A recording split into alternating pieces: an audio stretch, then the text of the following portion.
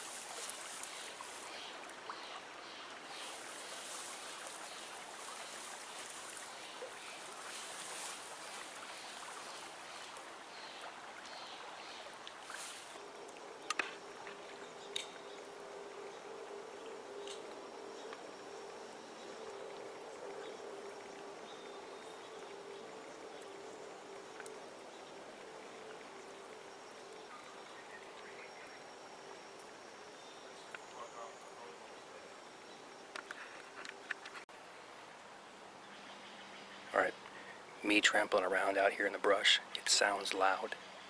But remember, they're walking through the water. They can't hear anything.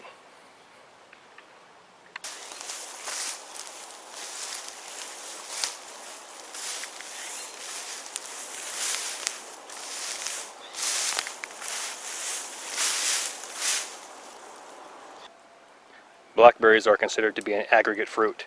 Aggregate, think of rocks and tiny gravel. The fleshy berry is made up of multiple drupes. As they ripen, they change from white to red to purple to black.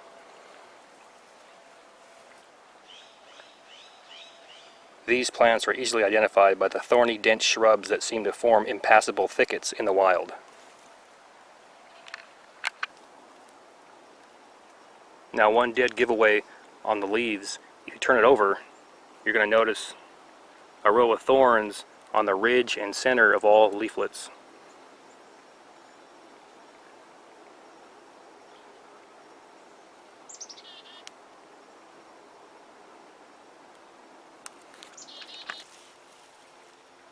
Now these are sometimes confused with raspberries, and you can see the obvious difference. The ones that haven't changed color yet are kind of a raspberry color. Now the one way to find out for sure, if you're not sure, is to simply pick the fruit. And once you remove the fruit itself, you notice the core is still intact, whereas a raspberry would be hollow. Alright, I'm surrounded by blackberries. This right here represents the impassable thicket that we talked about earlier. There's no way I can move my body physically through this without getting cut up. So what I want to show you right now is how to harvest this stuff, but I want to give you a quick tip before we do that. Me personally, what I like to do, if it's an option, and again, if it is an option, meaning everything is perfect and there's fruit everywhere, I want to do it from the chest up. And the reason why is I can see everything here. But more importantly is you got animals rooting around down here doing their business, but you got human beings that come through here and say this is an active trail where people come and pick wild berries. For some reason, it's ingrained in us to want to urinate on food and water sources. So to be safe, what I'm going to do is I'm going to harvest from the chest up. However, I'm still going to rinse all this off with disinfected water or purified water before I consume it.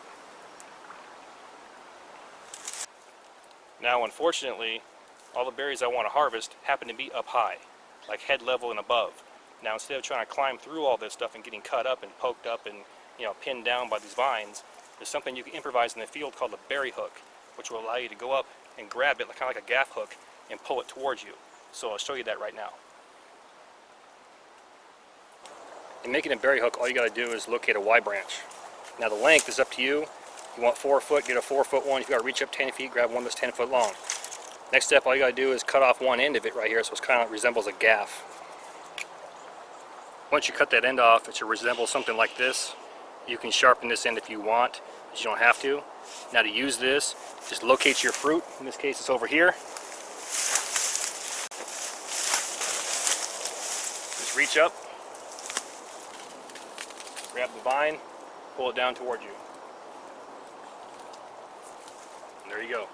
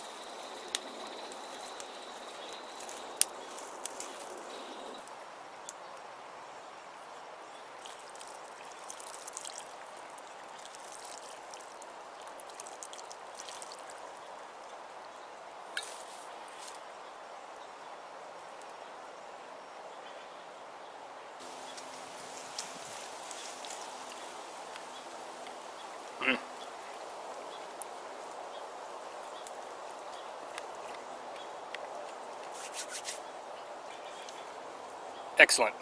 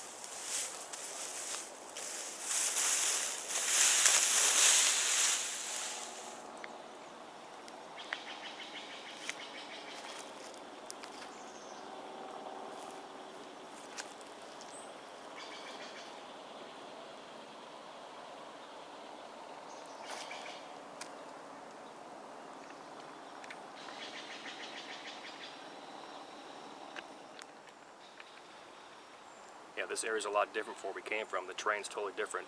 We got trees everywhere. We got wood for miles. So what I want to do is I want to try to end this series off and produce an ember using fire by friction. Alright, we're looking for 4 key components here. We're looking for a bow, looking for a fireboard or hearth, we're looking for a bearing block or socket, and we're looking for a spindle. So let's go out here and see what we can scrounge up.